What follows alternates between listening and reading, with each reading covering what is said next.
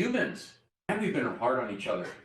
I think in part, it also demonstrates that while humans have been violent in all parts of the world, at the same time, there were different, not just scales of violence, but different kinds of violence. So it's different to say we're competing over resources or trying to steal each other's food or land, which is probably the most common types you'd have. It's different to say, like, this has to be your religion. People only in certain categories are allowed to whatever. Own land, own people. That part was pretty different. Anyone else? What do you think about doctrine of discovery? I'm not expecting anyone to say it was awesome.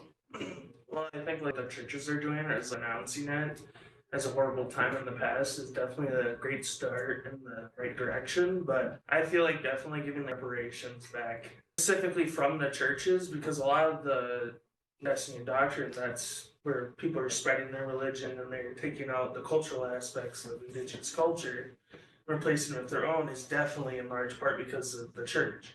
So probably reparations, money-wise or land-wise, depending on how much is actually like church land now. So there's a little debate going on about reparations and things like that. What are the issues of debate? That we couldn't possibly, government or anybody else is like, well, we can't pay all that money, you know what I mean? But it's not like it's all of the money, it's just more than what we've already given out already. So what are the pros and cons? What are the arguments for doing a reparation and what are the arguments against it? Just to help people understand, why would you say we should do a reparation? So Ty said a little bit, churches participated in some oppressive policies, so they should be part of trying to rectify that. Why else should we do a reparation? All this stuff happened a long time ago. I think there's a lot of trauma from it, so doing reparations will kind of help heal that and also make relations with Indigenous communities better as a whole. What would you say if somebody says, well, there's trauma, but all humans have trauma? Why should certain kinds of trauma get a reparation and other ones don't? I feel like that the trauma faced by Indigenous peoples is obviously, I would say it's probably greater than trauma faced by white people or Europeans. So because you're erasing their entire culture and cultural standpoints. But with Europeans, there was definitely some really bad wars, but you didn't erase an entire culture. Of course, this may be different in some other different cases. Jewish peoples, there is definitely a big erasure of culture. So obviously they got hit harder than, like, let's say, Germans or English or the French. Obviously they got hit pretty bad, but they didn't have their entire culture erased or tried to be suppressed. It's hard to compare who got it the worst, though. I'd definitely say so. There's Armenian genocide, there's so many different things. By the time you put them all on a list, how are you going to start at the top and work your way down, right? Things I feel like. And I think this is one of the other arguments people make about reparations. By the way, I'm kind of playing devil's advocate here. I do believe there's a role for that, but it's good to sharpen your saw, so to speak, to think about how do you respond to that? Like, there's so many, Julia's mentioning, like, where do you start? What do you pay attention to? How would you answer that one? Don't be shy, everybody in Zoom land too. I think Ty raises a couple good points. So the issues include trauma and the effects of trauma. But what would you say when people say, well, everyone's got trauma? And sure, some people got it worse at different points in time, but why should you take from one traumatized group to give it to another more traumatized group? It's going to have us all fighting each other. You think? Here's your question. What would you tell them? Yeah, it's okay. I'm just poking around to see. I don't expect everyone to have a thesis ready on this. Just throwing questions out there. I feel like to start with saying like your trauma is worse than this one, and hard to like list. I feel like, especially because like, what if what they went through is actually harder than yours, but you're comparing them. Mm-hmm. You know what I mean? Yeah. I feel like that'd be hard to compare traumas because like, everyone's been through different stuff. And we're complex, so someone might be a member of multiple groups, oppressor classes and victim classes. Working in the same space, we have classism, sexism, racism. Why would you address one and not all of them? But if you address all of them, make reparations to the whole world. But if you don't do anything, then no healing. Everybody deal with it on your own. That's the right approach. Doesn't sound quite right either. Could you imagine a husband and wife been together for some decades? By that point in time, everyone's got a lot of things that have happened, good and bad. Somebody brings up one thing, like, you just walk through here with your muddy boots on, tracking up the whole house after I just spent 3 hours scrubbing out the whole house. And the answer is, we can't talk about that unless you're going to talk about all of the things over the past 30 years where you have hurt me. That doesn't quite make sense either. It might appeal to the American sense of fairness. Everything must be dealt with equally at the same time in equal measure. Sometimes you got to start somewhere. And starting somewhere doesn't necessarily mean this thing is the most important of all the things, so much as this is an important thing. We're going to work on this one at this point in time, not to the exclusion of all others, but in addition to the things that we're going to do with all the others. And then it makes space. If those things are bothering you, sweetheart, I'm happy to talk about them too. But right now, I need to talk about the mud on the floor right now. Dang, sorry, sweetheart. What could I do to make that right? For starters, you could take those boots off and clean up that mess. I'm good with that. Do you want to work on the next thing? Well, let's have dinner first. You know, got to start somewhere. And it is overwhelming to think about all of the evil humans have done throughout all of history. Try to fix it all right now. Have you ever, I'm curious, how many of you are in psychology, sociology type major? Any of you? Education or related fields, maybe? Some of you? Have you ever studied trauma? We all know what trauma is, but how that affects people. This might be a little bit of a sidebar, but it'll probably keep popping up at other points throughout the semester, so it might be good to spend a few minutes on it now. So what happens if somebody or something is hurting you or threatening you? What are our natural instinctive responses? I know you this one. Your flight, right, Allison?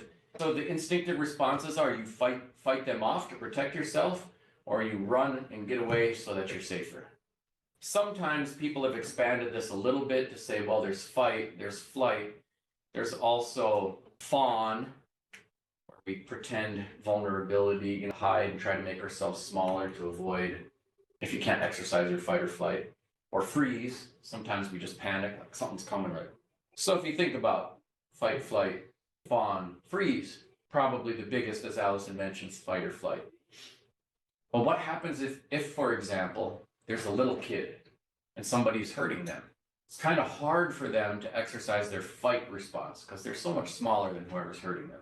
It's kind of hard for them to exercise their flight response because someone will catch them and bring them back. So in that case, what do you think would normally happen? Flee or freeze or fawn. It gets you into the other responses, freeze or fawn. In extreme cases, if it's really serious trauma, people might just totally shut down, have an out-of-body experience, disassociate. So you know what an ACE is? Adverse childhood experience? ACEs? This is kind of a term in psychology. If somebody has an adverse childhood experience, it's a childhood trauma. So it could be physical abuse, sexual abuse, neglect, things like that. And so you could kind of give it like this little hand symbol is like the human brain. The thumb is your fight, flight, freeze, fawn responses. Wrapped around it is your wise owl prefrontal cortex. This is the part that says, I should really study for my final exam.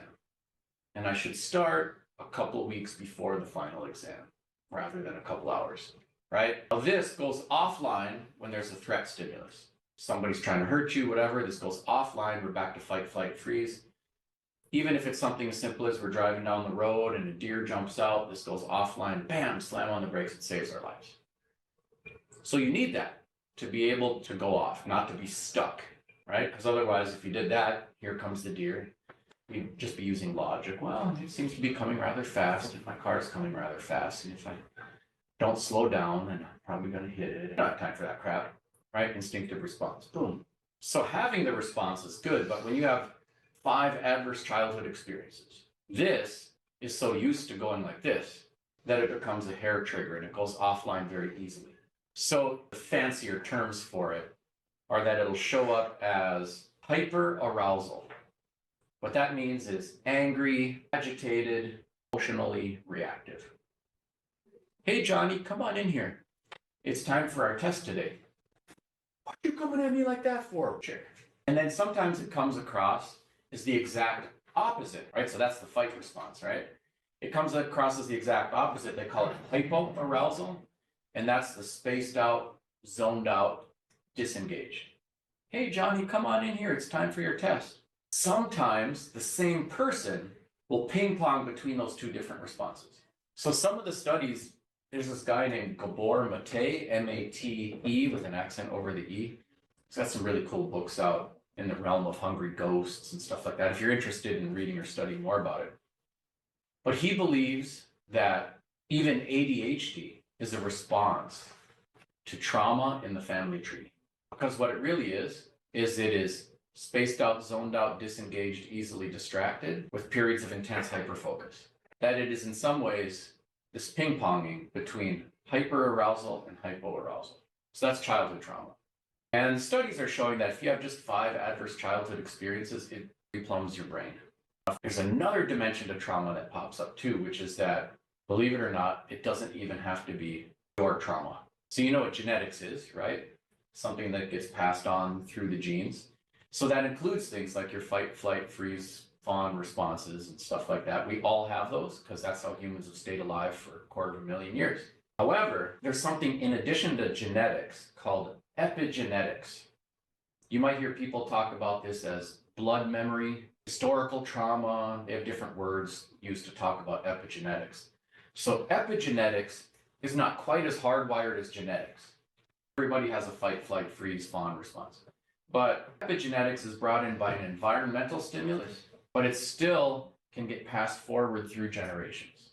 So it's very difficult to study, by the way, in humans, to study trauma. Because you think about it, what do you do if you study something?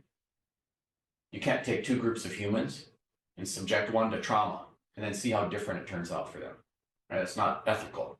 So studying trauma in humans, it's usually like studies of twins who are separated at birth, raised in very different environments. But you have to have so many sets of twins to be able to say anything.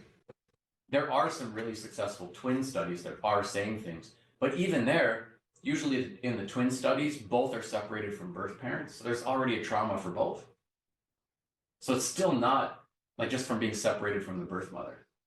So it's still not perfect to study this stuff, even though there's been a lot of study. And then studying, a lot of times has been studies of rats. But you know, rats aren't humans, so it can't tell you everything. Some of the studies are pretty telling. So they might do something like this. Take a rat, and the poor rats. Insert an electrode into the pain center of the rat's brain. Give it a pain stimulus at the same time that you introduce the smell of apple blossoms. And that rat will be scared of apple blossom smell for the rest of its life. Trauma.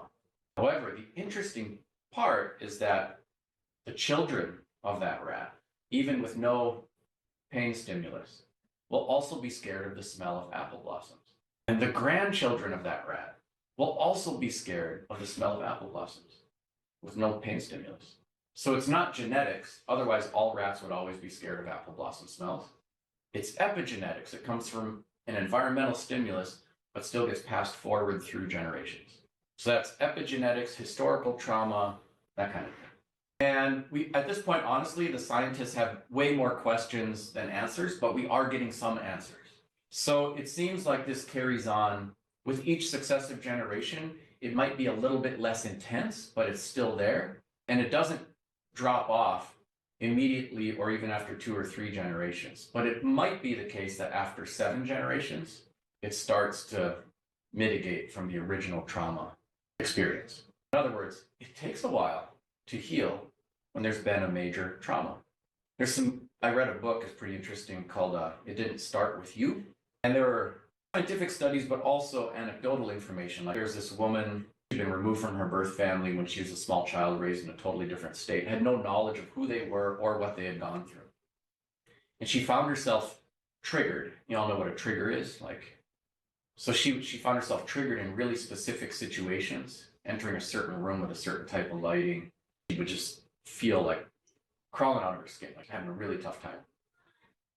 Later in her life, she reconnected with her birth family and found out that her biological grandmother had severe trauma experience in exactly that type of environment. So it wasn't like she heard the stories from her family and internalized them and metabolized them in a way that said, well, that's mine too. She had no knowledge of that stuff, but it was still popping up in a very specific way. And there were a lot of things like that. So it raised these questions. A lot of Native people had an experience in the 1800s where they were chased around by soldiers on horses with blue uniforms and guns trying to kill them. And today we police people wearing blue uniforms carrying guns.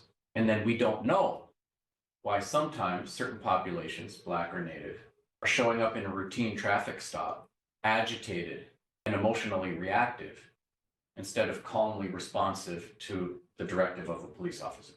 So some of the questions are like, would it make sense to use a different color uniform, or just experiment and see if these things help or make a difference?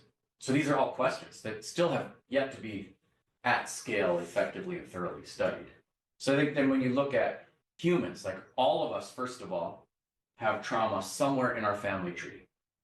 If you go far enough back, somebody was clunking somebody over the head with a club, for all of us. So for any of us, even the most advantaged and privileged of us, it can pop up, and it could be in the form of an unexplained depression or a self-destructive behavior. That could happen to anybody, and it does happen to people. There are lots of rich, wealthy, white males who are struggling with all kinds of problems.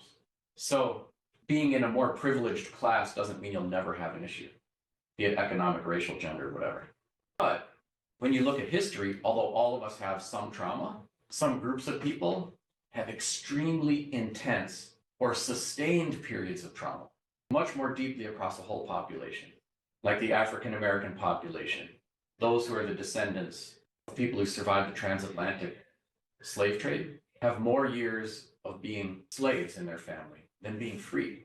There's a lot of stuff to deal with, and it has effects. Or the Native experience with genocide, residential boarding schools, things like that. So for anyone, it could pop up today, but for some groups, it pops up like popcorn. And in American culture, we often have this individualism up by your own bootstraps. All you need to do is work hard, have good morals, and go to college, and everything's going to be fine. But it doesn't make everything fine, even though it does do positive things for you, right? So we spend generations accumulating traumas and their epigenetic effects, and then we don't spend generations taking responsibility for addressing and healing them. And so when you have that understanding, then it can provide a little context to like, okay, it seems like so much. What can we do? And the answers are not super simple, but there are things we can do. By the way, I got plenty of trauma in my family. My grandma went to residential boarding school. My mother had a really tough experience with poverty, as well as physical abuse. My dad survived the Nazi Holocaust. Believe it or not, I'm doing okay. I am truly doing okay. It's probably fair to say that I do have a little inclination towards hyperarousal. Something goes off and I'm like, oh, and I start getting all wound up or anxious or whatever. And totally ADHD. That's how I publish all the books. Periods of hyperfocus. The rest of the time I'm lost in my TikTok feed. But one of the things that this Gabor Mate I mentioned said that really spoke to me is he said, and he also links trauma to substance abuse as well as ADHD. And he'll say, when people are in substance abuse, they're not saying, I would like to do this because this is going to be awesome. But people have had an experience from the trauma of feeling so unsafe, whether it's their trauma or that of a parent or grandparent. And so what substance abuse often does is it provides a way to numb out, where you don't have to feel hyperarousal or hypoarousal quite so intensely. And so in many ways, even though objectively people in addiction will know this is not going to make my life better, the temporary relief of numbing out through substance is just compelling enough for people to get into it until they're hooked. And so what he said is that for people who have these intense trauma experiences, whether it's theirs or that of a parent or grandparent, what they're really desperately looking for is safety. He said safety is not the absence of threat, it is the presence of connection. Safety is not the absence of threat, it's the presence of connection. So let's say if there's somebody who has an alcohol addiction, they can eventually get healed enough to walk into a bar and order a burger without falling off the wagon. If there's a healthy, strong connection, could be to their spouse, their parents, their friend, their sibling, even to the bartender, him or herself. or to their faith tradition or their 12-step program or whatever the things are. But if there's a healthy connection somewhere, or ideally even multiple points of connection, then it mitigates the pull of the addiction or whatever the unhealthy things are. The world's still going to have plenty of traumas, dramas, and violence and things like that. We can't change the whole world. But what would it take to create healthy connection? And I guess in my view, it could look different for everybody. It could be a positive relational connection, also language and culture provide healthy ways for people to connect. And through that, provide healing. Whereas the guidance that you often hear in mainstream society, disconnect from your mother language, disconnect from your mother culture, just have sweet American apple pie and Star Spangled Awesomeness, I think has a lot of people of all groups feeling rather disconnected and craving connection. My wife from the Swedish American tribe, who had many advantages growing up, and is about as mainstream American apple pie as you can imagine, still kind of laments a loss of connection. She's like, there has to be something from my Viking ancestors that was about connecting to Mother Earth and the land around us, something spiritual, not just the modern forms of religion. She kind of feels that there has to be something and wishes it was easier to find and access and live. I think a lot of people have something like that because America's been busy assimilating all kinds of people. And so maybe there's a value to supporting linguistic diversity and cultural diversity and leave people alone, support our connection opportunities. And connection can take many other forms too. And it could be connection to a modern faith tradition or a nation or whatever it is. So I wouldn't tell anybody what forms it should take. So I guess in my view then, this is one dimension of the quest for everybody getting along and having long, healthy, happy lives, supporting culture, language as pathways to connection. And then there are other dimensions to this too. So what about ways in which systems create unearned advantages or disadvantages? So how do systems create unearned advantages or disadvantages? Favoring people of a certain race or cultural background. Yeah. How does that favor happen? Sometimes you don't even it's like actually the brain bias sometimes. Mm-hmm. For people that don't consciously know that they're picking somebody from a cultural background that they prefer, which in the case for a lot of employers in the US especially, I think right now it's getting better, but definitely back in the day, not even 20 years ago, I think a lot of employers did prefer white individuals with a more traditional American background. So there's implicit bias, could happen in a hiring decision or something like that. Yeah. Most studies indicate if you take a Native American, a Black American, and a white American, all with college degrees and same years of experience and same marital status, same number of kids, white American will be paid more money than the Native American or the African American.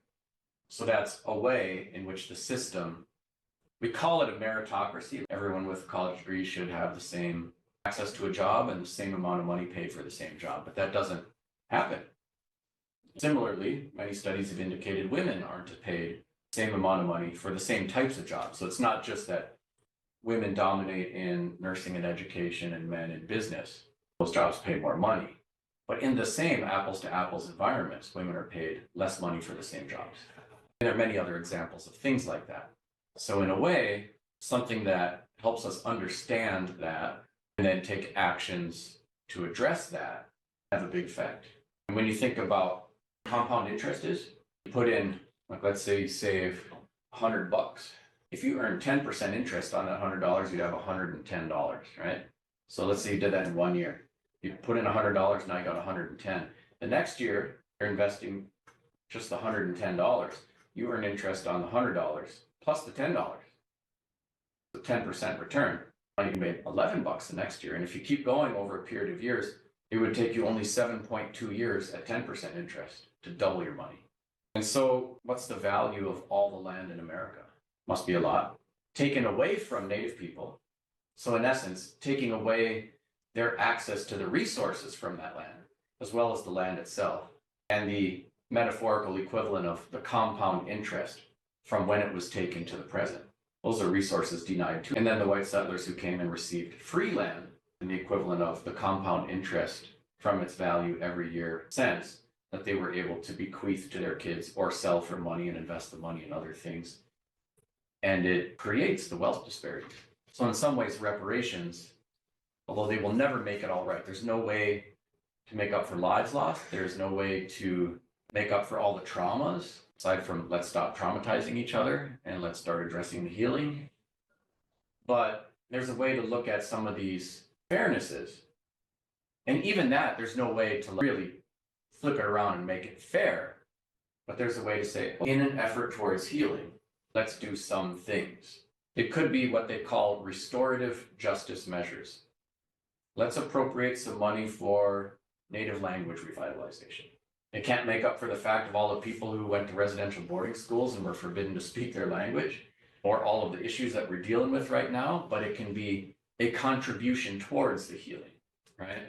Just like if you had husband and wife and somebody cheated on somebody, you can't undo what was done and make it so that pain never happened.